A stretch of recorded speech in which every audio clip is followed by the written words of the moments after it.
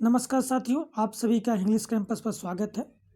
PhD admission 2024-25 के क्रम में आज हम बात करेंगे दिल्ली विश्वविद्यालय के पीएचडी एडमिशन के संबंध में। दिल्ली यूनिवर्सिटी के पीएचडी फॉर्म का लंबे समय से छात्र इंतजार कर रहे थे। अब प्रॉस्पेक्टस पूरा बुलेटिन आ गई है। आइए देखते हैं इसमें क्या क्या चीज़ें हैं। तो सबसे पहले हम इसमें देख लेते हैं कि फॉर्म आपका कब से शुरू हो रहा है। तो देखेंगे कि रजिस्ट्रेशन जो शुरू है वो 13 नवंबर आज से ही रजिस्ट्रेशन आपका शुरू हो गया। आज ही ब्रोशर ये पूरा आया है और आज से रजिस्ट्रेशन प्रारंभ है। लास्ट डेट देखें तो 4 दिसंबर 2024 लास्ट डेट रखी गई है आपकी। आपके जो इंटरव्यू होंगे डिपार्टमेंट या सेंटर वाइज अलग अलग जो इंटरव्यू शुरू होंगे वो 6 दिसंबर से 4 जनवरी के बीच रखे गए हैं। इस बीच डिपार्टमेंट अपना अलग अलग टाइम पर इंटरव्यू कराएंगे। उसके बाद डीआरसी बीआरएस जो भी होता है, जिसके बाद की आपकी लिस्ट आएगी, फाइनल लिस्ट जो जिनका पीएचडी एडमिशन हो चुका होगा वह 11 जनवरी तक आपका रिजल्ट आ जाएगा। और उसके बाद आप फीस पेमेंट करेंगे। उसकी लास्ट डेट भी इन्होंने दे रखी है कि 14 जनवरी आपकी लास्ट डेट है एडमिशन के बाद। चूँकि पहले दिल्ली यूनिवर्सिटी द्वारा दो शेड्यूल में एडमिशन कराया जाता था, एक JRF और नेट कैटेगरी, दूसरा एग्ज़ाम कैटेगरी।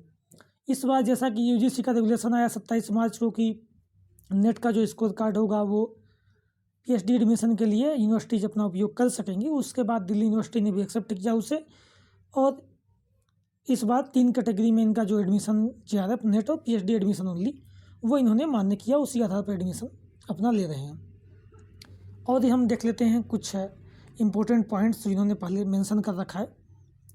इसमें आप देखेंगे कि दिल्ली यूनिवर्सिटी ने क्लियरली मेंशन कर दिया है कि एकेडमिक सेशन 2024-25 में जो आपके एडमिशन होंगे वो नेट एग्जामिनेशन दिसंबर 2023 और जून 2024 के जो कैंडिडेट पास आउट हुए हैं नेट स्कोर में उन्हीं का होगा। मतलब दिसंबर 2023 में जिनका नेट JRF हुआ था या जून 2024 में जिनका नेट JRF या पीएचडी एडमिशन ओनली हुआ है वो एलिजिबल कैंडिडेट होंगे आपके एडमिशन के लिए। ठीक है, ये क्लियर है।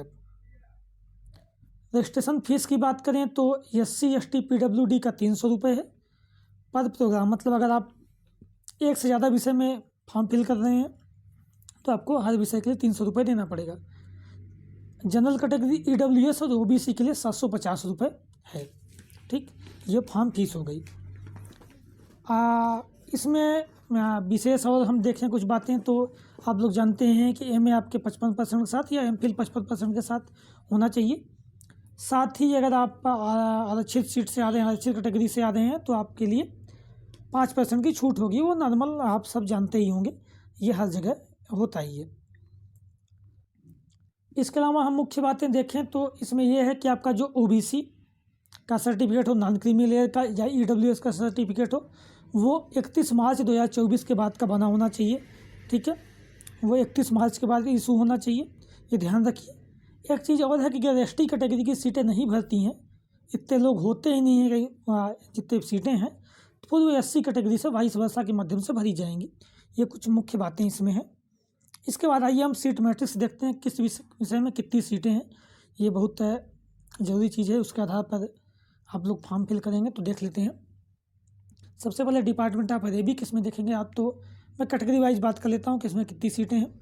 UR की 6 हैं, OBC की 3 है, SC की 1, ST की 1, EWS की 1, PWD की 1, फॉरेन नेशनल की 5 सीटें हैं। एलिजिबिलिटी लगभग सबकी सेम ही है। हाँ, आप मेजर एरियाज अपने अपने मिला लीजिएगा अपने विषय के अनुसार। पूरा इन्फॉर्मेशन जो बुलेटिन है उसमें दिया हुआ है, वो अपना आप मिला लेना अपने इंटरेस्ट से, अपने विषय से। बुद्धिस्ट स्टडीज में देखेंगे तो UR की 8 सीटें हैं, OBC की 5 हैं, SC की 3 है, ST की 2 हैं, EWS 2, PWD 1, national foreign national की 2 हैं। इसी प्रकार इंग्लिश में हम देखेंगे तो UR में 24 सीटें हैं, OBC की 16 हैं, SC की 9 है, ST की 5, EWS की 6 हैं, PWBD की 3 है और फॉरेन की 6 सीटें हैं। हाँ, जर्मनिक एंड रोमांस स्टडीज, ये आप देखेंगे इसमें तो फ्रेंच में, स्पेनिश में, इटालियन, पुर्तगाली और जर्मन का अलग अलग दे रखा है। अपने हिसाब से आप इसको देख लेना। Department of library and information science में देखेंगे UR 4 है, OBC का 2 है, SC का 1 है, ST का 0, EWS का 1। ठीक है। लिंग्विस्टिक में देखिए तो यूआर के 3 हैं, ओबीसी के 2 हैं, एससी का 1, एसटी का 1, ईडब्ल्यूएस का 1, पीडब्ल्यूबीडी का 1 और फॉरेन नेशनल का 1 सीट है। हर विषय के लिए कुछ एलिजिबिलिटी क्राइटेरिया अलग अलग है भी है, तो आप अपने विषय के अनुसार बुलेटिन में इसको चेक कर लीजिएगा। मैं हर विषय के अलग अलग बातें नहीं कर रहा हूँ, कुछ विशेष बातें थी जो मैंने बता दी हैं। और इसके बाद हम देखें department of modern Indian language, इसमें देखें यूआर की 21 है, ओबीसी की 12 है, एससी की 6 है, एसटी की 3 है, ईडब्ल्यूएस की 3 सीटें हैं, पीडब्ल्यूडी की 3 और फॉरेन नेशनल की 3 सीटें। हमारा जो विषय है हिंदी साहित्य, उसमें हम देखें तो मेजर एरिया है इसमें समग्र हिंदी साहित्य तो है ही, काव्यशास्त्र, भाषा विज्ञान और पत्रकारिता ये साथ में उसके इंक्लूड हैं। सीटें देखें हम तो यूआर 81 सीट है, ओबीसी की 54 है, एससी की 30 है, एसटी की 15, ईडब्ल्यूएस की 20 है, पीडब्ल्यूबीडी की 10 और फॉरेन नेशनल की 20। कुल मिलाकर अगर देखा जाए तो मेरे हिसाब से 200 से प्लस सीटें जा रही हैं, 210 220 के आसपास जाएंगी। जितना कि पिछले बार आई थी उतनी ही सीटें लगभग इस बार भी हैं हिंदी साहित्य में, तो काफ़ी अच्छी संख्या है ये। तो हिंदी वालों के लिए शुभकामनाएं। डिपार्टमेंट ऑफ पर्सियन देखें तो इसमें यूआर 14 है, ओबीसी एनसीएल की 9 है, एससी की 5 है, एसटी की 2 है, ईडब्ल्यूएस की 3 है, पीडब्ल्यूबीडी की 2, नेशनल फॉरेन नेशनल की 2 सीटें।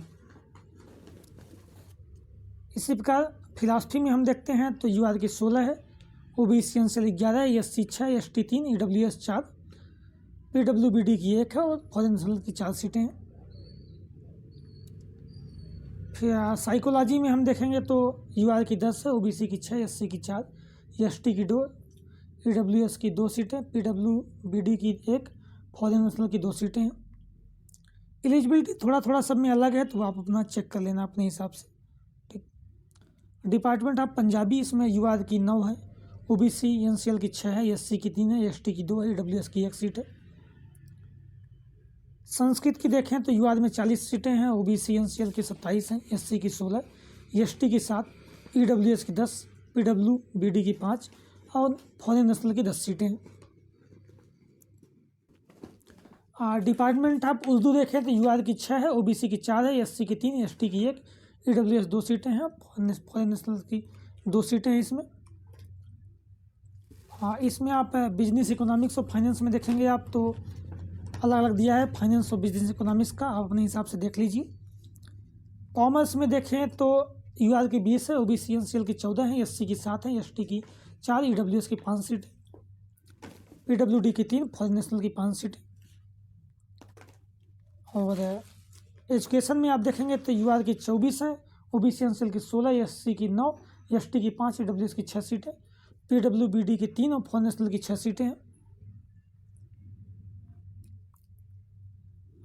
इसी प्रकार अपने डिपार्टमेंट आप अपने हिसाब से देख लीजिएगा, कुछ बुलेटिन में पूरा अपने हिसाब से पढ़ लीजिएगा। पूरा मैं बताऊंगा तो 1 घंटे का वीडियो हो जाएगा और वो फालतू काम है, ठीक है। आप अपने अपने हिसाब से अपना विषय देख लीजिए। कुछ मुख्य विषय की बात मैं यहाँ पे कर ले रहा, कुछ और विषय देखता हूँ जो बड़ी सीटें जिनमें ज़्यादा संख्या में बच्चे हैं, कुछ उनकी बातें मैं अभी देख के कर लेता हूँ और कुछ ऐसा दिखा तो, ठीक है। जैसे फाइन आर्ट्स में देखें, म्यूजिक में तो यूआर की 22 है, ओबीसी की 14 है, एससी की 8, एसटी की 3, ईडब्ल्यूएस की 3, पीडब्ल्यूबीडी की 3 और फॉरेन नेशनल की 3 सीटें हैं। पूरा ये जो बुलेटिन है वो आप वेबसाइट से डाउनलोड भी कर सकते हैं या टेलीग्राम लिंक दे दूंगा, वहाँ भी आपको ये पूरा मिल जाएगा, तो वहाँ से आप इसको डाउनलोड कर लीजिएगा, ठीक है। ये पूरा उन्होंने 89 पेज का दे रखा है, उसमें पीछे नीचे 20-25 पेज तो फालतू का है, वो ऑर्डिनेंस दे रखा है, लेकिन हाँ बाकी चीज़ें काम की वहाँ से आप अपने अपने डिपार्टमेंट का देख सकते हैं। जैसे हिस्ट्री में सीटों की बात करूँ मैं तो यूआर की 20 सीटें हैं, ओबीसी की 13 हैं, एससी की 8 हैं, एसटी की 4 हैं, ईडब्ल्यूएस की 5, पीडब्ल्यूबीडी की 3 और फॉरेन नेशनल की 4 सीटें हैं, ठीक है। इकोनॉमिक्स में 6 सीटें यूआर की हैं, ओबीसी की 4 हैं, एससी 2, एसटी 1, ईडब्ल्यूएस की 1 और पीडब्ल्यूडी फॉरेन नेशनल की 1 सीटें हैं, ठीक।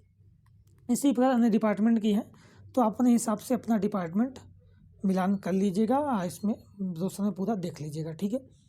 मुख्य बातें जो थी फार्म की वो मैंने बता ही दी, फार्म फीस बता दी और जो रेगुलेशन है वो बता दिया गया 2023 का जेआरएफ नेट और दिसंबर 2023 उसमें 2024 का जून का हुआ, उसमें नेट जेआरएफ और पीएचडी कैटेगरी का आपके लिए मान्य होंगे, ठीक है।